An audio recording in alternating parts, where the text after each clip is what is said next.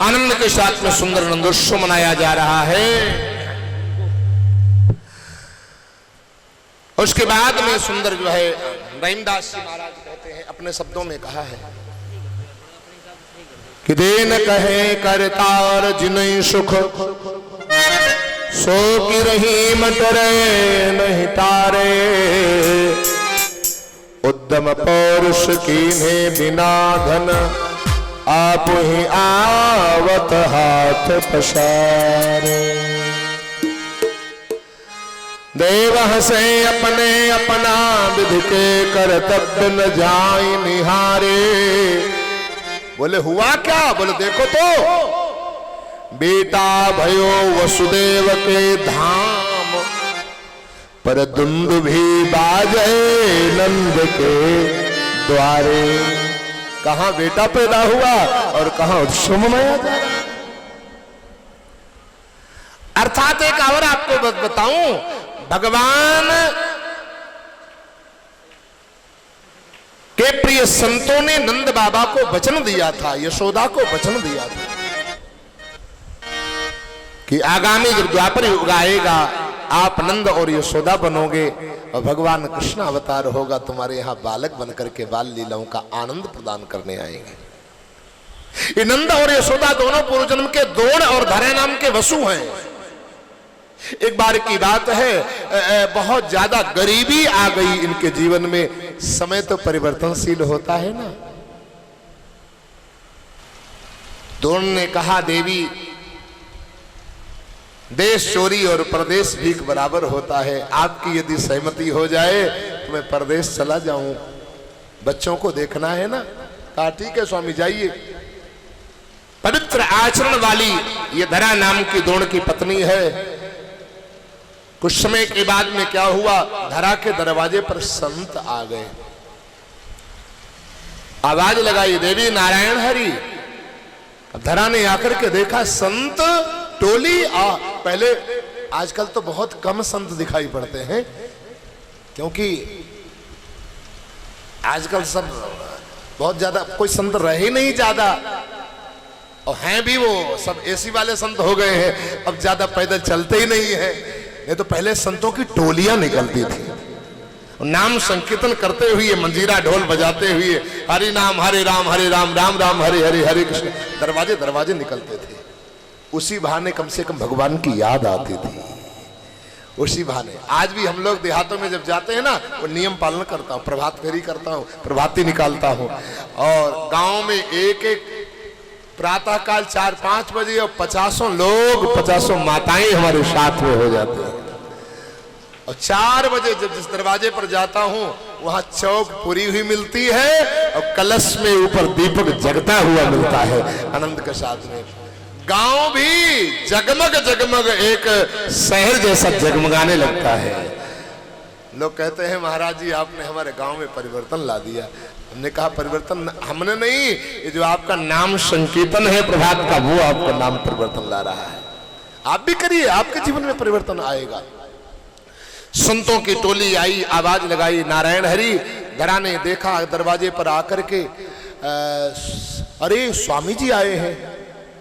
अब संत दरवाजे से भूखा या निराश चला जाए तो सारे पूर्ण लेकर के चला जाता है। बेटी और पवित्र महापुरुष ये दरवाजे से कभी खाली हाथ जाने नहीं चाहिए। इसलिए कहा ठीक है स्वामी जी संध्या पूजन नित्यकर्म बनाइए और मैं अभी आ रही हूं।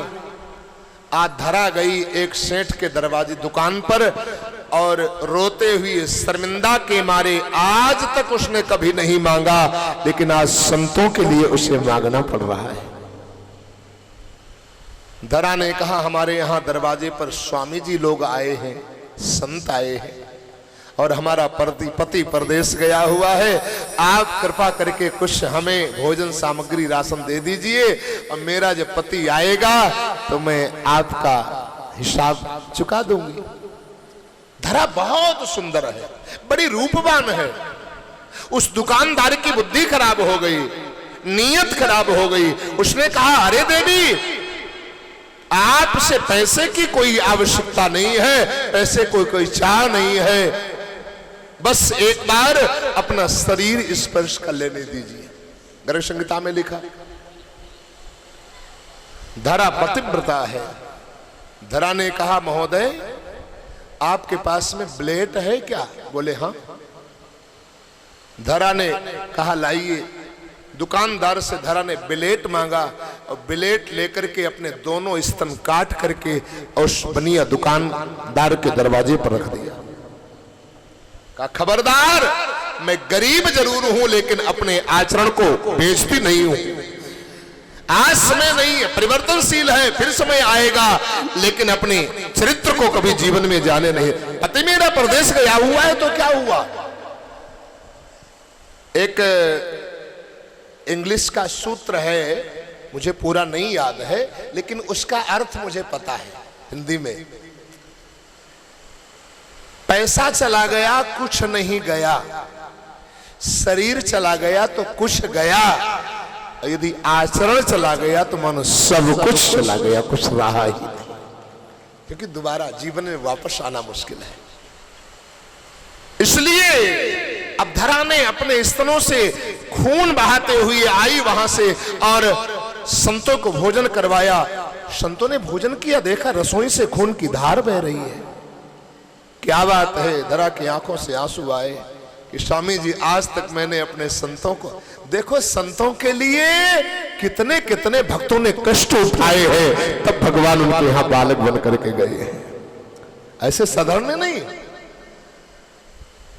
संतों के आंखों में आंसू आ गए और कहा, देवी मैं वरदान दे रहा हूं आपको, जिन स्तनों से तुम्हारे खून गिर रहा है, अगले जन्म में उसी स्तनों से तुम्हारे दूध की धार बहेगी। और संतों को आपने भोजन करवाया है स्तनों से खून गिरा करके, और वही दूध की धार गिरेगी। ये मेरा संतों का आशीर्वाद है।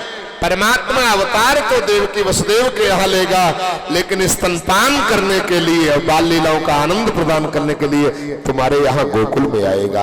आज वही भगवान नंद और यशोदा के यहाँ आए हुए हैं। और दूसरी बात, यशोदा मतलब यशः ददाती, जो माता सभी को यश प्रदान करती है वही यशोदा है। और नंद मतलब आनंदयेति सर्वजनाय यस्य सा नंदा, जो पुरुष सभी को आनंद प्रदान करता है वही सबसे बड़ा नंद है। एक बात और आपको बताऊं, माताएं सभी यशोदा बन जाएं और पुरुष सभी नंद बन जाएं। कौन वाले नंद? ननंद वाले नंद नहीं। एक नंदी ननंद वाली नंद होती, भौजाई नंद भौजाई वो वाली नहीं, क्यों? नंद बड़ी खतरनाक होती है। कभी कभी जब घरों में आगमन होता है तो भाभियां ऐसी तैयारी करते हैं जैसे कोई आंधी तूफान आ रहा हो। ऐसा ये करना, ये संभालना, वो संभालना, वो संभालना, वो संभालना। भागवत जी में तो ननांदार है सहरे तदा आया है। तो इसलिए जो है माताएं यशोदा और पुरुष नंद भगवान का बाल लीला का अवतार करने के लिए हमारे यहाँ भी प्रदान प्राप्त, हमें सुख प्रदान करा सकते हैं। आनंद के साथ में सुंदर जो है नंदोत्सव मनाया जा रहा है। इधर कंस की धड़कनें बहुत ज्यादा बढ़ रही हैं। कंस ने एक, थोड़ा आवाज बढ़ाओ भैया, कंस ने एक आपातकालीन मीटिंग बुलाई और उस आपातकालीन मीटिंग में यही परामर्श रखा कि काल मेरा अवतार लेकर के मथुरा जा चुका, मथुरा से गोकुल जा चुका है। अब उसका अंत कैसे हो, क्या किया जाए, कैसे उसको मारा जाए। उसी सभा में एक बकासुर की बहन जिसका नाम बकी है, पूतना दूसरा नाम है उसका, वो बैठी हुई थी उस सभा में। उसने कहा ये काम हमारे ऊपर छोड़ दो। क्या करोगे? बोले सुंदर सा रूप बना करके जाऊंगी, श्रृंगार करके जाऊंगी और प्रेम से जो है श्रृंगार करके स्तनों में जहर लगा करके जाऊंगी, और जहां तुम्हारा काल देवकी का 8वां लाल होगा उसको मार करके आ जाऊंगी। कंस ने कहा वाह बहन हो तो तेरी जैसी बहन हो, सारी समस्या का समाधान जरा देर में कर दिया। आज पूतना ने अपने शरीर को सुंदर सजाया है, श्रृंगार करके जो है और सजा। माता जी वहीं बैठो, वहीं बैठो, अभी नाम संकीर्तन के समय आना है। बोल वृंदावन बिहारी लाल की जय हो। सुंदर शरीर को सजा करके श्रृंगार के और दोनों स्तनों में जहर लगा करके प्रेम से आई है पूतना। जैसे ही माता यशोदा के दरबार भगवान की छठी मनाई जाने की तैयारी चल रही थी, भैया यशोदा से कहा, बहना मैंने सुना है 80 वर्ष की अवस्था में तेरे लाला भयो है, ने मुझे दर्शन करा। यशोदा ने नहीं जान पाया ये पूतना आई है हमारे लाला को मारने या कोई गोपी लाला का दर्शन करने के लिए आई है। वो देखो पालने में लेटा है, आवाज मत करना नहीं तो जग जाएगा, काम करना मुश्किल हो जाएगा। पूतना गई और भगवान कृष्ण को गोद में ले लिया है, अपना स्तन पान कराना चाहा। भगवान कृष्ण ने जैसे ही पूतना को देखा अपनी आंखों को बंद कर लिया। परीक्षित ने कहा, गुरुदेव ये पूतना को देख करके भगवान ने आंखों को बंद क्यों कर लिया? सुखदेव जी ने कहा, राजन बहुत भाव है। पहली बात तो भगवान ने आंखों को बंद करके ध्यान किया कि बड़े बड़े योगियों को तो इतनी जल्दी मेरा दर्शन नहीं होता है, इसने कौन सा ऐसा पुण्य किया है आज छठे दिन इतनी जल्दी हमारा दर्शन करने आ गई। क्योंकि भूली हुई बात जब हम ध्यान करते हैं ना तो आंखों को बंद करके आंखों को बंद करके देखा, हाँ ये पूतना कोई दूसरी नहीं है, ये पूतना रत्नमाला है, बलि की पुत्री है। जिसमें 52 अवतार लेकर के भगवान बलि के यहाँ 3 पैक पृथ्वी मांगने के लिए गए थे तो भगवान इतने सुंदर लग रहे थे। आहा काछ भी मैं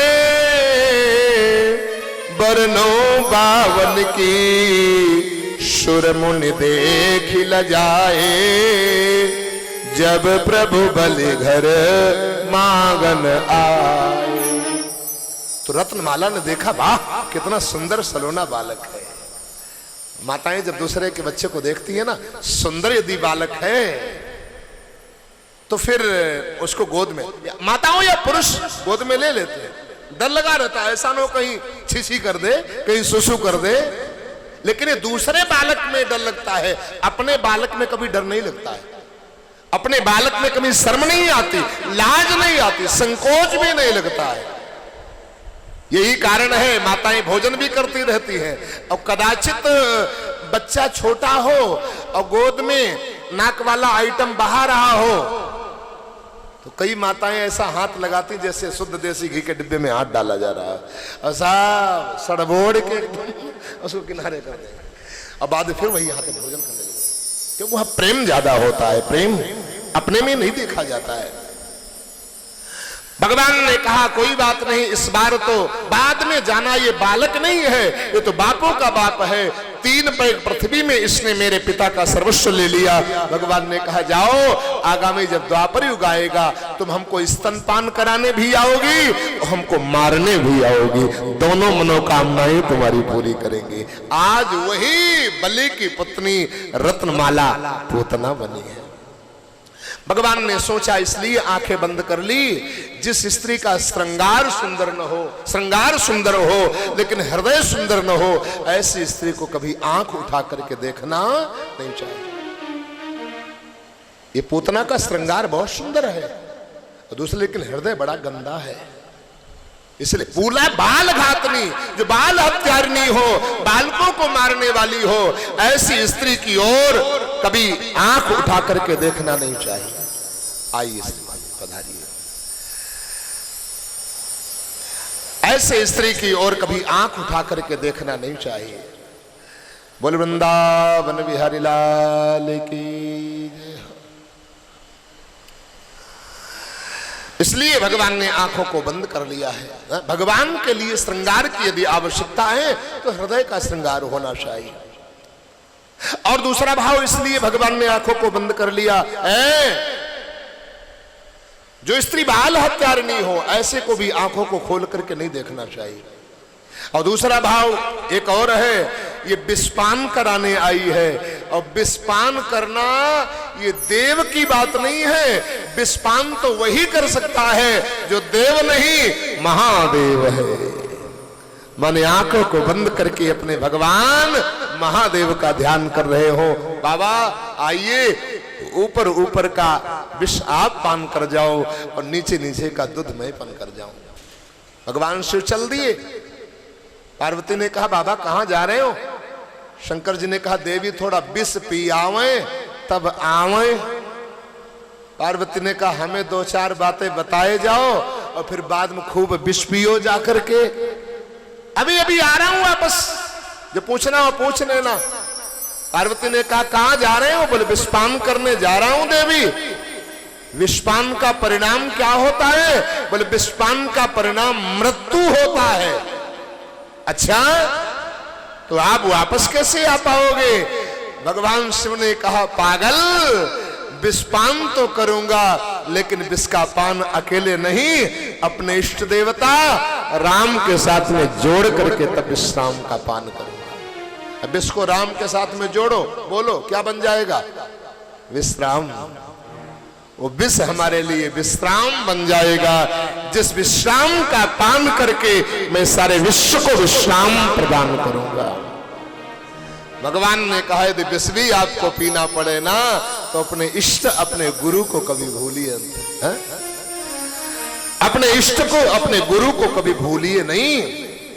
मीराबाई के सामने आहा विष का प्याला आया, गोविंद आज विष के रूप में मेरे यहाँ दर्शन देने आए हो क्या? कवियों ने बड़ा सुंदर भाव दिया। दृष्टि मीरा की निराली, पीली जहर की प्याली। दृष्टि मीरा की निराली, पीली जहर की प्याली। ऐसा गिरिधर बसाया हर श्वास में, किसी सूझ वाली आंख ने पहचान। ऐसा गिरिधर बसाया हर श्वास में, ऐसी सूझ वाली आंख ने पहचान। सभी कण कण में है भगवान की, किसी सूझ वाले आंख ने पहचान। सभी कण कण में है भगवान की, ऐसी सूझ वाली आंख ने पहचान की। दृष्टि मीरा की निराली, दृष्टि मीरा की निराली, पीली जहर की प्याली। जहर की प्याली। ऐसा गिरधर बसाया हर श्वास में, ऐसा गिरधर बसाया हर श्वास में, किसी शोध वाले आंख में। गिरधर बसाया हर श्वास में, किसी सूझ वाली आंख ने पहचान की। जाति बड़े बड़े में है भगवान की, वैसी सूझ वाली आंख ने पहचान की। आओ आओ बलिहार प्यारे कृष्ण मुरारी, आओ आओ बलिहार प्यारे कृष्ण मुरारी। ऐसी छवि छिपाई है आपने। हमारे भाजपा नेता आदरणीय श्री राजू मिश्रा जी का बहुत बहुत हार्दिक स्वागत मंगल कामना। कण कण में है भगवान की, किसी शोध वाले आंख की। ऐसी कण कण में है भगवान की, ऐसी सूझ वाली आंख ने पहचान की। आया जब काला नाग, जब काला नाग, नाग का पुकारा मीराबाई के सामने नाग के अंदर भगवान का दर्शन हो रहा है। आया जब काला नाग, आया जब काला नाग, बोली धन्य मेरा भाग, बोली धन्य मेरा भाग। गिरिधर बसाया हर श्वास में, आप आए हो सांप के निवास में, किसी सोच वाले भगवान की। जाति कण में है भगवान की, ऐसी सोच वाली आंख में पहचान की। जब जरे में है भगवान की, ऐसी सोच वाली आंख में पहचान की। भगवान की, ऐसी सोच वाली आंख में पहचान। इसमें भी अमृत हो जाए, दुश्मन मित्र बन जाए। रामायण में लिखा, गरल सुधारिपु करे मिताई, गोपद सिंधु अनल शीतलाई, गरुण सुमेरु रेणु समताही, राम कृपा करी चितवा जाए। परमात्मा के जो अनुकूल हो जाए अथवा परमात्मा जिसके अनुकूल हो जाए। एक बात और आपको बता दूं, भगवान कभी किसी के प्रतिकूल होते ही नहीं है। ये जीव ही कभी कभी ऐसा गड़बड़ी कर देता है, दुर्भाग्य के बस, जो कभी अनुकूल हो जाता है और कभी प्रतिकूल हो जाता है। कभी अनुराग है, कभी बैराग है, यहां बदला है माली वही बाग है। मेरी चाहत की दुनिया बसे ना बसे, मेरे दिल में बसेरा तेरा चाहिए। आसरा इस जहां का मिले ना मिले, मुझको तेरा सहारा सदा चाहिए। कभी तो हम लोग माला वाला ले लेते हैं, नहीं नहीं भाई, दुनिया में भगवान भी है, उनका भजन करना चाहिए। और कभी कभी माला वाला फेंक देते, नहीं नहीं सब बेकार, भगवान कुछ है ही नहीं। जरा सा हमारे कई लोग तो भगवान को अलमारी से उठा के रोड पर फेंक देते हैं, और फिर जब काम बन जाए तो फिर उनको चाट चूम झाड़ पोंछ रख लेते कलाट। क्या भगवान को आप अपने काम के लिए यूज कर रहे हो? अरे राम राम राम राम, मां स्वार्थी। अरे माँ बाप को लोग यूज कर लेते हैं, माँ बाप को यूज कर लेते हैं लोग। जब तक सरकार की सेवा करता रहा तब तक बेटवा कहता है पिताजी तो सेवा कर ही रहे हैं, और कदाचित नीमसार जाना चाहे या वृंदावन जाना चाहे, नहीं नहीं गोविंदाचार्य जी महाराज कथा बता रहे थे, वहां आश्रम की तैयारी है, अब हम जाएंगे नीमसारे में रहेंगे। तो बेटा कह रहा है पापा की पेंशन तो मिल ही रही है, और घर बचाने के लिए अथवा दुकान रखाने के लिए बिन पैसे के नौकरों मिल रहा है, तो काहे को भेजे?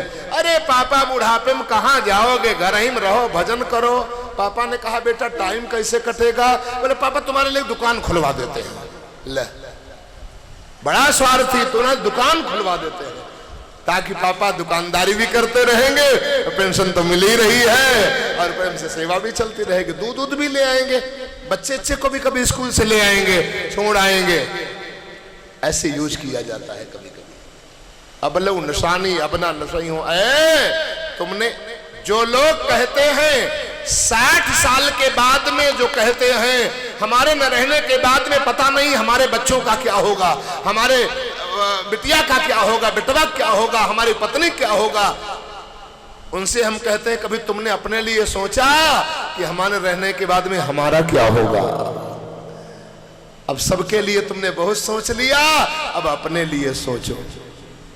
60 साल के बाद में जो कहता है कि इतना और बच्चे को बना दूं तब भजन करने जाऊं या भजन करूं, तो मैं तो कहता हूं अनुभव कर लेना, वो अपने बच्चे को बना नहीं रहा है और शर्तियां बच्चे को बिगाड़ रहा है, बच्चे को बर्बाद कर रहा है। जवान बेटा हो गया, कुछ उसके ऊपर जिम्मेदारी डालिए, उसके ऊपर सौंपिए। आप ही सबके विधाता हो, कब तक विधाता बने रहोगे? यदि ऐसे विधाता बने रहे, आज कम कष्ट हो रहा है, लेकिन जब तुम चले जाओगे तब तुम्हारे बेटा को ज्यादा कष्ट होगा। इसलिए थोड़ा जिम्मेदारी उसके ऊपर डालिए, जिम्मेदारी डालिए। और बेटा तुम्हारे धन से उन्नति नहीं होगी, बेटा की उन्नति तुम्हारे धर्म से होगी। बाढ़ई पुत्र पिता के धर्मा, और खेती उपजे अपने कर्मा। सबके लिए तैयारी की, अपने लिए तैयारी की कि नहीं की? बाबा ने कहा बांधे लोटा डोर तो जब जावे 2 कोस, और जाघर से नहीं लौटना, भैया ताघर क्यों बेहोश।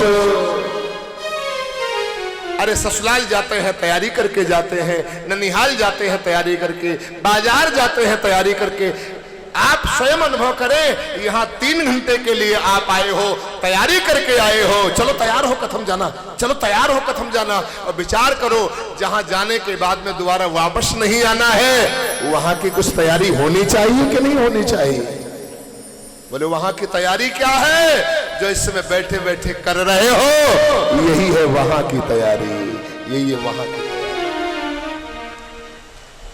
गरुड़ पुराण में लिखा है, भागवत में भी 28 प्रकार के नरकों वाली कथा में पंचम स्कंद में लिखा है कि प्राणी को 1 साल लगता है यमपुरी की यात्रा। उसमें सर्दी भी लगती, बरसात भी होती है, गर्मी भी लगती है। जो कुआं, तालाब, बावली खुदवाता, नल लगवाता, तीर्थों में, मंदिरों में, आश्रमों में भगवान उसको जल की व्यवस्था करते। कुआं तालाब जो खुदवाता, जो सर्दियों में कंबल, गरम कपड़े संतों को और गरीबों को, दीन दुखियों को बांटता है, जब उसको सर्दी लगती है प्राणी को, तब उसको पहनने की व्यवस्था भगवान करवाते हैं।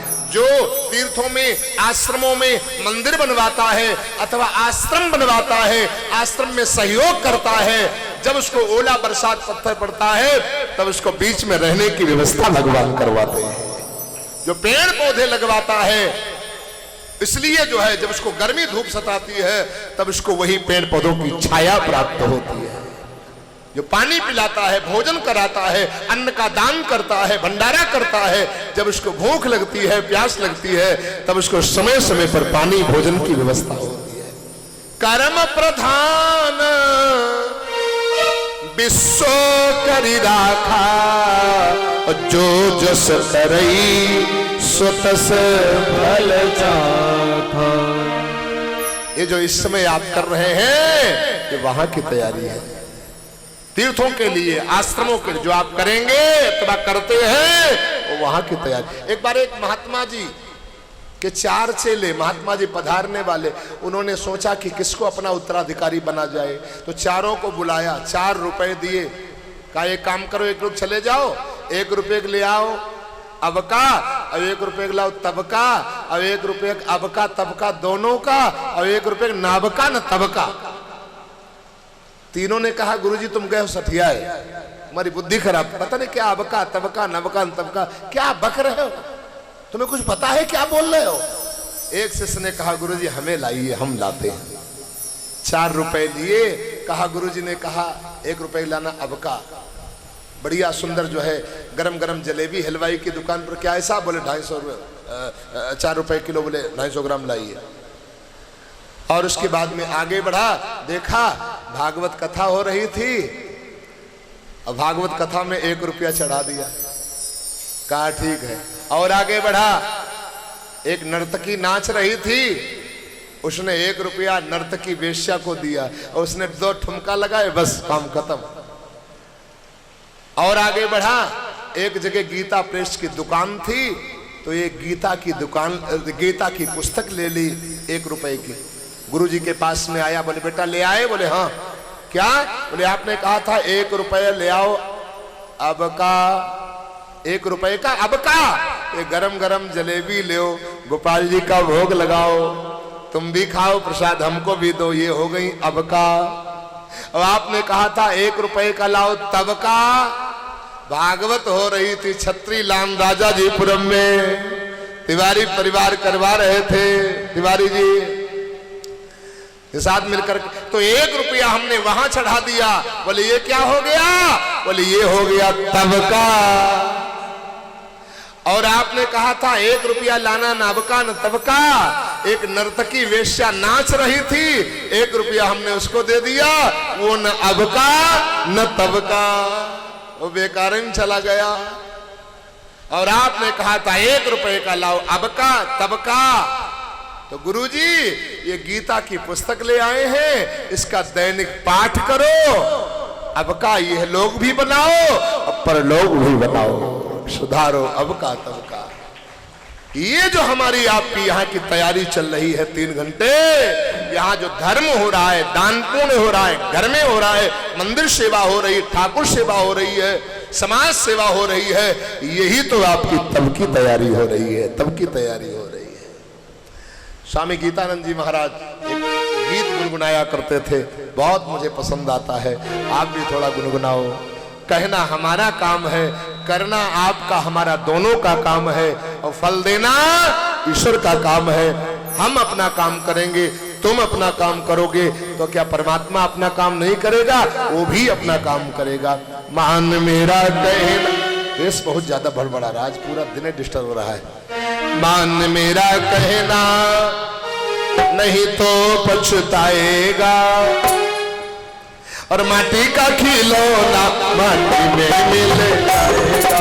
मान मेरा कहना नहीं तो पछताएगा, माटी का खिलौना माटी में मिल जाएगा। मान मेरा कहना नहीं तो पछताएगा, माटी का खिलौना माटी में मिल जाएगा। मान मेरा कहना नहीं तो पछताएगा, माटी का खिलौना माटी में मिल जाएगा। सुंदर रूप देख कर भूला, सुंदर रूप देख कर भूला, सुंदर रूप देख कर भूला, सुंदर रूप देख कर भूला। धन यौवन के मद में भूला, धन यौवन के मद में भूला। एक दिन हंसा अकेला उड़ जाएगा, एक दिन हंसा अकेला उड़ जाएगा, माटी का खिलौना माटी में मिल जाएगा। मान मेरा कहना नहीं तो पछताएगा, माटी का खिलौना माटी में मिल जाएगा। अरे मान मेरा कहना नहीं तो पछताएगा, माटी का खिलौना माटी में मिल जाएगा। मेरा कहना नहीं तो पछताएगा, माटी का खिलौना माटी में मिल जाएगा।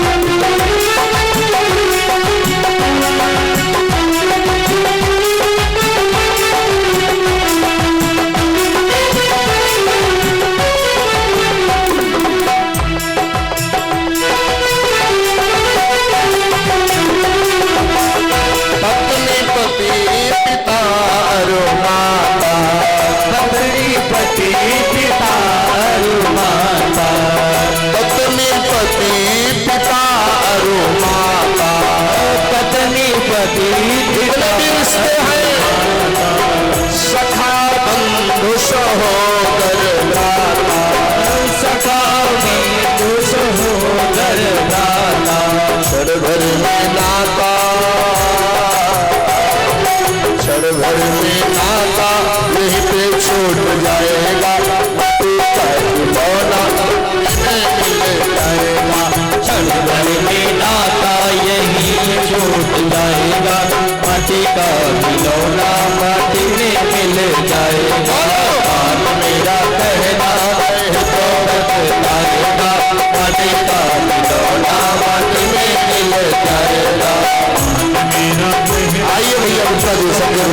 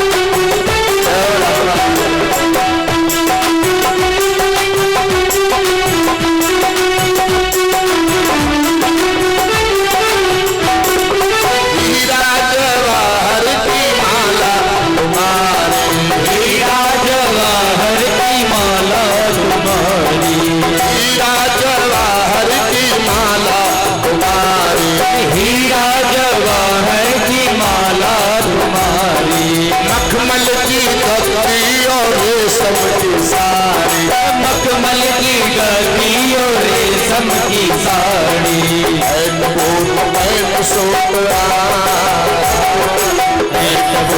पैंट सूट यही छूट जाएगा, पैंट बूट पैंट सूट यही छूट जाएगा, माटी का खिलौना माटी में मिल जाएगा, कान मेरा कहना नहीं तो पछताएगा, माटी का खिलौना माटी में मिल जाएगा, कान मेरा कहना नहीं तो पछताएगा, माटी का खिलौना माटी में मिल जाएगा।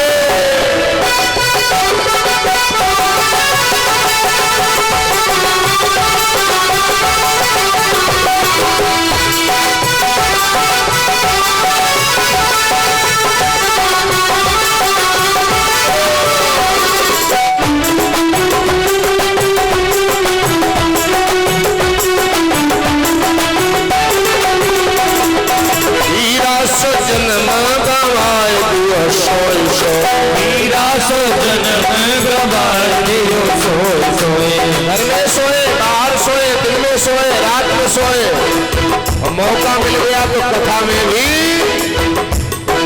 हीरा सो जन्म गवाए दियो सोए सोए, हीरा सो जन्म गवाए दियो सोए सोए, अब पछतात क्यों दीवाने तो रोए रोए, अब पछतात क्यों दीवाने रोए रोए, गीतानंद ऐसा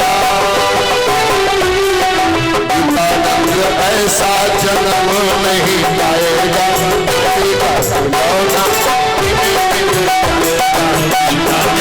ऐसा जन्म नहीं पाएगा, पानी का खिलौना मेरा कहना नहीं तो पछताएगा, पानी का खिलौना माटी में मिल जाएगा, मेरा कहना नहीं तो पछताएगा, पानी का खिलौना माटी में मिल जाएगा, पानी का खिलौना माटी में मिल जाएगा, पानी का खिलौना माटी में मिल जाएगा। राधे गोविंदा राधे गोविंदा, राधे गोविंदा बजो राधे गोविंदा, वृंदावन में चंदा बजो वृंदावन में चंदा, वृंदावन चंदा बजो वृंदावन चंदा, मेरा गहना नहीं लो बज जाएगा, मेरा कहना नहीं वो बच जाएगा, माटी का खिलौना माटी में मिल जाएगा, मेरा कहना नहीं वो बच जाएगा, माटी का खिलौना माटी में मिल जाएगा, मेरा कहना नहीं वो बच जाएगा, माटी का खिलौना माटी में मिल जाएगा। अरे बाबा जी पानी मैं ला क्यों ला दूं, आप अपने आप ले लीजिए ना, पास में तो कुआं है, पानी पी लो। बोले बिटिया मेरे से चला नहीं जा रहा, उठ नहीं पा रहा हूं, प्यास के मारे तरफ। बोले क्यों नहीं उठ पा रहे हो? शंकराचार्य की आंखों में आंसू आ गए, क्योंकि मेरे शरीर में शक्ति नहीं है। जैसे ही कहा शक्ति नहीं है, उस कन्या ने कहा तो शक्ति की आपको क्या आवश्यकता, शक्ति को तो आप मानते नहीं है, आपके लिए शक्ति कुछ है ही नहीं। तब शंकराचार्य जी की आंखें खुल गई। सच बताओ तुम कन्या नहीं हो, तुम तो कोई देवी मालूम पड़ रही हो, सच बताओ तुम कौन हो? कन्या तो गायब हो गई, वहीं पर शक्ति स्वरूपा मां दुर्गा प्रकट हो गई। बोले वही हूं मैं, शक्ति जिनको तुम मानते नहीं हो। आज शंकराचार्य भगवान ने क्षमा याचना करी। न मंत्रम नो यंत्रम तदपि च न जाने स्तुति महो, न चावाहनम जानम तदपि च न जाने स्तुति कथा। हे मैया बहुत गलती हो। आदि गुरु भगवान शंकराचार्य ने उनकी स्तुति की है। तो नारी शक्ति है, आश्रम में भी इस नारी की आवश्यकता है, घर में भी नारी की आवश्यकता है, परिवार में भी, रिश्तेदार में भी, कथा में भी, यज्ञ में। ऐसा कौन है? इसीलिए तो राम जी राम जी बिलख बिलख करके रो रहे, बिलाप कर रहे हैं। हे खग मृग हे मधुकर सैनी, तो पगलाए जैसे बने घूम रहे। तुम देखी श्रीतामग्रैनी, राम जी ये इतना मोहक नहीं है, इतना मोह नहीं है इनको, लेकिन ये राम जी हमें शिक्षा दे रहे हैं। ये दुनिया वालों, परिवार में रहो पति पत्नी में तो ऐसा नाटक करो, ऐसा नाटक करो ताकि पति पत्नी जाने कि हमसे ज्यादा किसी को ये मानते नहीं। प्रसाद, अच्छा, हमसे ज्यादा ये किसी को मानते ही नहीं, हमसे ज्यादा ये किसी को मान, ऐसा नाटक किया जाए तो अच्छा लगता है। ऐसा इतना नाटक किया जाए, पत्नी किसको आवश्यकता नहीं। एक बार की बात है, दोहावली में तुलसीदास जी महाराज ने लिखा है, कवितावली में, कुछ महात्मा बूढ़े हो गए जब, तो उन लोगों ने कहा कि यार कैसे क्या होना चाहिए। बोले हम लोग तो बूढ़े बाड़े हो गए, अब शादी तो हुई नहीं अथवा की नहीं, लेकिन हम लोग जब बूढ़े हो जाएंगे तब हमारी सेवा कौन करेगा। एक महात्मा ने कहा, परेशान क्यों हो रहे हो, अपने यहां राम जी है, वो जिस पत्थर के ऊपर पैर रख देते हैं वो पत्थर की स्त्री तैयार हो जाती है। कहा? बोले हाँ। तो कहा चलो चल करके लेकर के चले। अब सारे महात्मा एक एक पत्थर लेकर के चल पड़े।